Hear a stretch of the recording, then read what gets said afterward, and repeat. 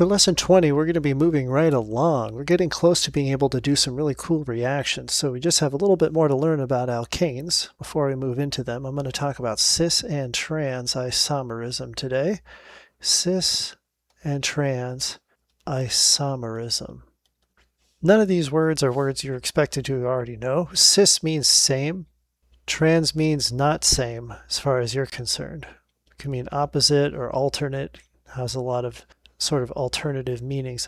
And isomerism is two different ways to make up the same molecule in 3D stereochemistry. So I'm just going to write it this way. By no means is this the official definition in any way. I'm just giving you the simple versions here. Let me give you an example. It's really going to bring this all around. That's more fun anyway to look at examples, right? Let's look at cyclopropane. 3 carbons in a cycle. There's my cyclopropane. Cyclopropane.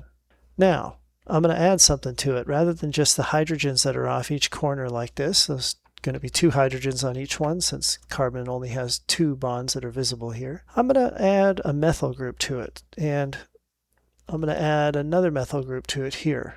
So any 3 points in space are going to form a 2-dimensional plane. So we know cyclopropane is 2-dimensional. I'm going to try and draw a 3D version of cyclopropane here, so that you can see it's 2-dimensional, and we'll add our methyl groups like this. I hope that makes some sense here. I'll write CH3 just to mention these are methyl groups here. Now, of course, this is all carbons, and they're all single bonded, so these are still alkanes.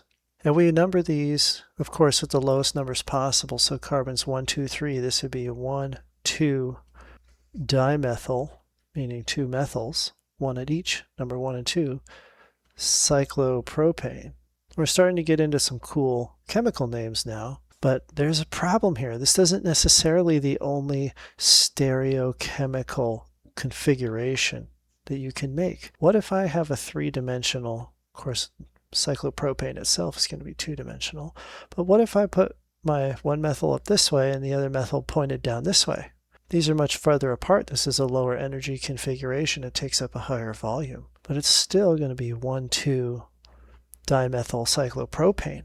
So, in fact, I'm going to copy this so I don't have to write it twice. It hurts my dang hand to write on a pad this much. I'll bring it over here like this. And when it's on the same size, we're going to call it in front. We're going to put cis 1, 2 dimethyl cyclopropane. And on this side, we're going to call it trans 1, 2 dimethyl cyclopropane. And that tells us where these methyl groups are configured in relation to each other. It actually doesn't matter which one's pointed up or which one's pointed down, because I could just rotate the molecule around and end up looking the same. But cis and trans are very different. They have different behaviors, and they have different energy numbers and different metrics and things that they do just a little tiny bit differently. So it does matter here. We call these configurations stereoisomers. That is to say that the atoms are connected in the same order, but they differ in 3-dimensional orientation. So stereochemical isomer, stereoisomer, those are the same thing. They mean the same thing. These are 2 examples of stereoisomers. So get used to saying that.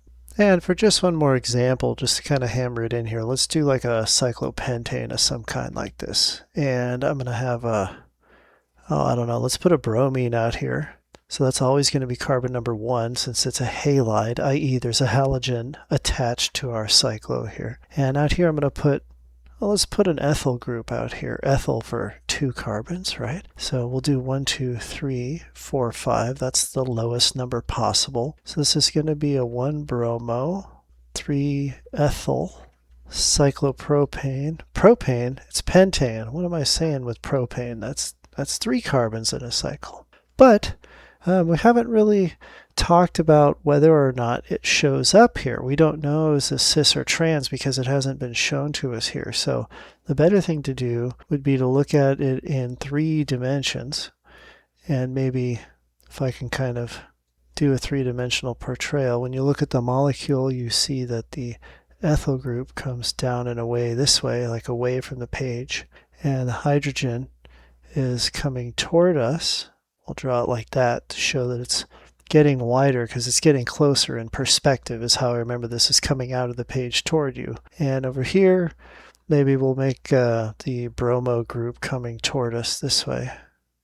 and we'll have the hydrogen going away from us. We'll use a dotted line like that to have it be going away from us. Or I could just draw it smaller like that, make it look a little more like it's going into the page farther away from us here. So we label this as 1, 2, 3, 4, 5.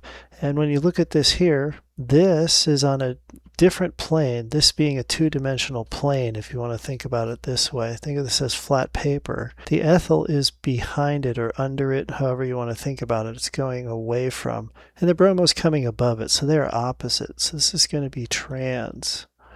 1-bromo 3-ethyl cyclopentane. Ooh, I think I said it correctly. All right, so that's enough hammering on cis and trans. I think you get the idea, at least enough for us to go forward. Let's go to the next one and talk about ring strain.